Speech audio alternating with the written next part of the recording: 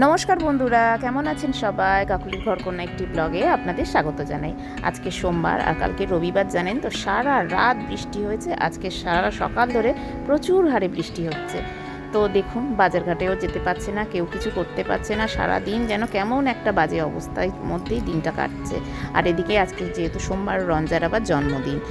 আর রঞ্জার জন্মদিনে কি করব না করব কিছুই ভেবে পাচ্ছি না। এদিকে আমরা সবাই বাড়ির মধ্যে খুব চিন্তা। তার মধ্যে ছোটো মেয়ে বলছে না না দিদির জন্মদিন পালন করতেই হবে, আর এদিকে বড় মেয়ে বলছে না না আমার জন্মদিন ওইভাবে কিছু করার দরকারও নেই।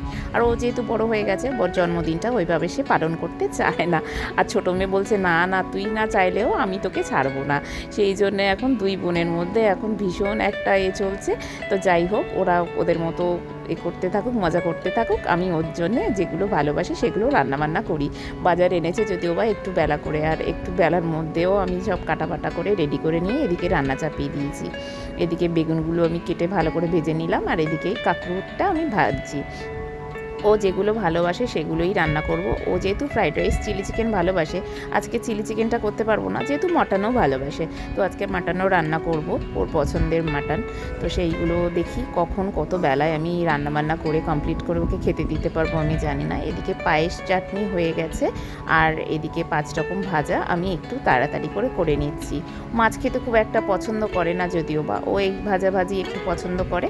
আর ওর সবথেকে পছন্দের খাবার হচ্ছে ফ্রাইড রাইস। তো চলুন, ফ্রাইড রাইসটা একটু করবো যদিও বা, এখন আগে 5 রকম ভাজাটা তাড়াতাড়ি করে নিই। আপনাদের সঙ্গে কথা বলতে বলতে দেখুন 2 রকম ভাজাও আমার হয়ে গেল। তো আলুটা আমি ভালো করে ভেজে নিই। আর বড় মেয়ে যেহেতু বড় হয়ে গেছে, বললাম ওর জন্মদিনটা সেভাবে পালনও করতে চায় না, আর ওর একটু বলে আমার লজ্জাও করে।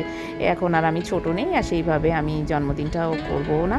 আর সেইভাবে আমার বন্ধুবান্ধব ডেকে হই হই করতে আমার ভালোও লাগে না।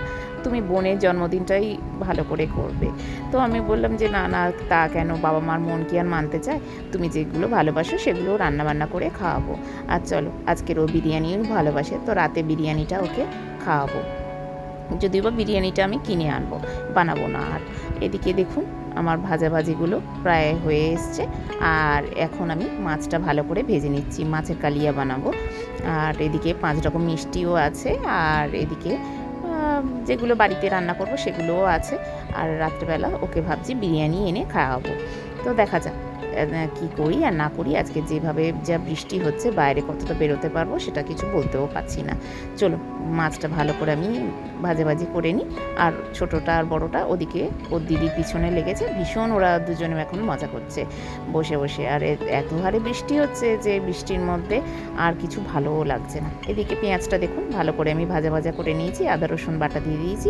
আর এদিকে মশলাটা বেশ ভালো করে আমি কষিয়ে নিচ্ছি। দেখুন মশলাটা বেশ ভালো করে ভাজা হয়ে গেছে। এবার গুঁড়ো মশলাগুলো দিয়ে নেব। এদিকে লঙ্কার গুঁড়ো দিয়ে দিলাম, হলুদ গুঁড়োও দিয়ে দিলাম। মশলাটা এবার খুব ভালো করে আমি ভাজা করে নেব। মশলাটা ভাজা হয়ে গেছে, এবার একটু জল দিয়ে দেব। মশলাটা আর একটু ভালো করে ভাজা করে নেব। মশলাটা থেকে তেল ছেড়ে গেছে, এবার আমি টমেটো কুচিটা দিয়ে দিলাম। এবার মশলাটা খুব ভালো করে কষিয়ে নেব। ব্যাস, জল দিয়ে দিলাম। ঝোলটা ভালো করে ফুটে গেছে, এবার মাছগুলো দিয়ে দিচ্ছি।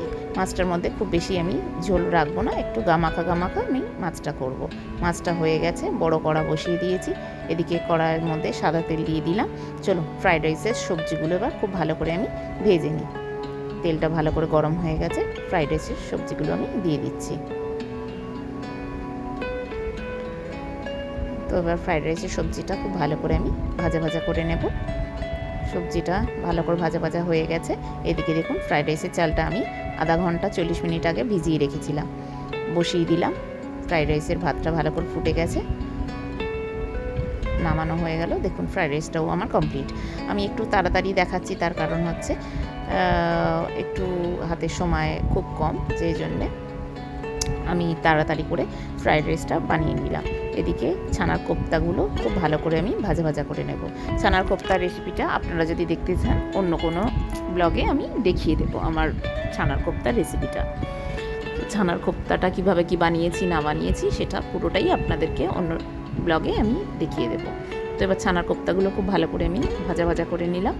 আবার মটনের আলুগুলো এবার ভেজে নিলাম মটনের আলুগুলো ভালো করে এবার ভাজা করে নেব।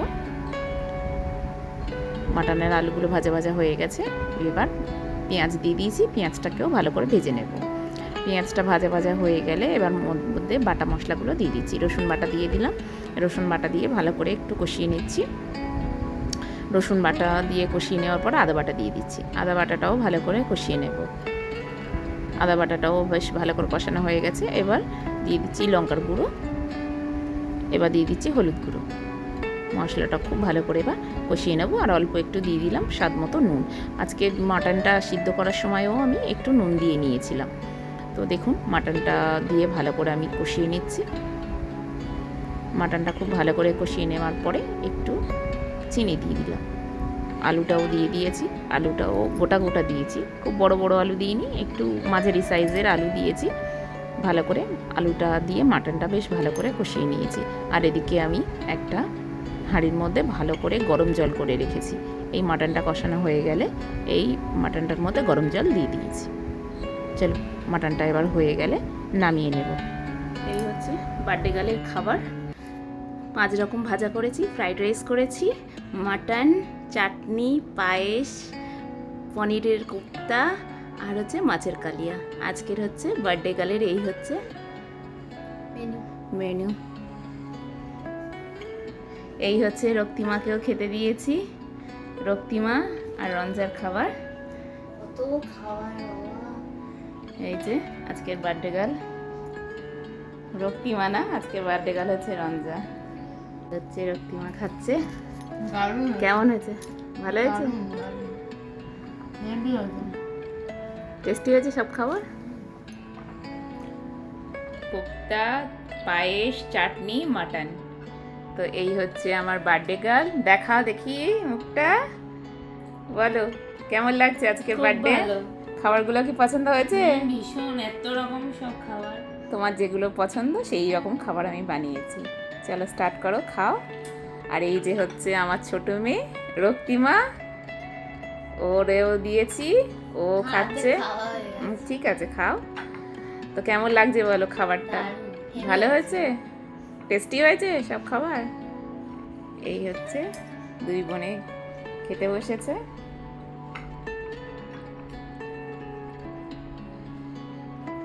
তো বন্ধুরা, আমার ভিডিও যদি আপনাদের ভালো লেগে থাকে তাহলে like, comment, share and subscribe করে আমার পাশে থাকবেন।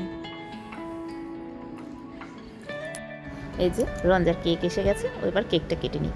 ও একটা পছন্দ করে শাড়ি নিয়েছে আর আজকে সেই শাড়িটা পরেছে। পরে কেমন লাগছে কমেন্ট করে অবশ্যই জানাবেন আপনারা।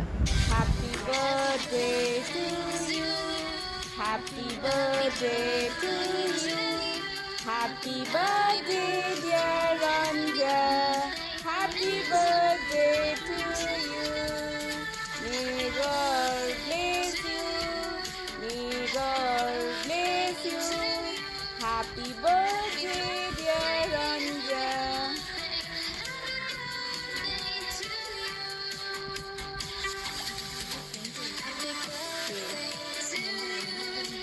তো চলো কেক কাটা কমপ্লিট হয়ে গেল। এবার সবাইকে কেক খাওয়ানোর পালা।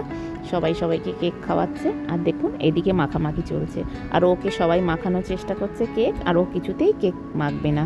ও ভাবছে যে আমার এত সুন্দর আমার শখের শাড়িটা নষ্ট হয়ে যাবে, সেই জন্য ও কেক একেবারেই মাখতে চাইছে না। আমি বললাম যে ঠিক আছে, ওকে কেক মাখানোর দরকার নেই, সবাই অল্প অল্প কেক নিয়ে ওকে খাইয়ে দাও। ওই জন্যে সবাই ওকে কেক খাইয়ে দিচ্ছে। ও ভয়ও পাচ্ছে, ভাবছে যে আমার এত সুন্দর শাড়িটা নষ্ট হয়ে যাবে, তাই ওকে কেউ যেন না মাখায়। তো ওই জন্যে কেউ আর ওকে মাখালো না, তাই এমনি সবাই ওকে খাইয়ে দিচ্ছে। আর এই বার্থডেটা নিয়ে জানেন তো আমার ছোটো মেয়ে ভীষণ এক্সাইটমেন্ট থাকে। যেহেতু ওর বার্থডে বটে, কিন্তু ছোটো মেয়েটা এত খুশি থাকে যে ও দিদির জন্মদিনে ও কীভাবে কী করবে না করবে, কিভাবে সেলিব্রেট হবে, ও কি খেতে পছন্দ করে না করে, ওকে কি দেব গিফট না করব, ও ভীষণ খুশিতে থাকে। আর জানেন এবারের জন্মদিনে ও এত সুন্দর একটা ওকে ইয়াররিং গিফট করেছে, তো ওর ভীষণ পছন্দ হয়েছে। সেই ইয়াররিংটা ও বলল আমার ভীষণ পছন্দের। তো দেখুন রঞ্জার আজকের বার্থডে গিফট এগুলো। সবাই ওকে ভালো করে আশীর্বাদ করবেন, ও যেন অনেক বড় হতে পারে। তো কেমন লাগলো বলো আজকের দিনটা? কেমনভাবে সেলিব্রেট করলে? ভালো লেগেছে? বলো কেমন লেগেছে আজকের দিনটা? ও রক্তিমা বলো, ভালো লেগেছে? ভালো এনজয় করেছো? তুমি ভালো এনজয় করেছো? তো তো আজকের দিনটা দুজনে খুব ভালো করে এনজয় করেছে।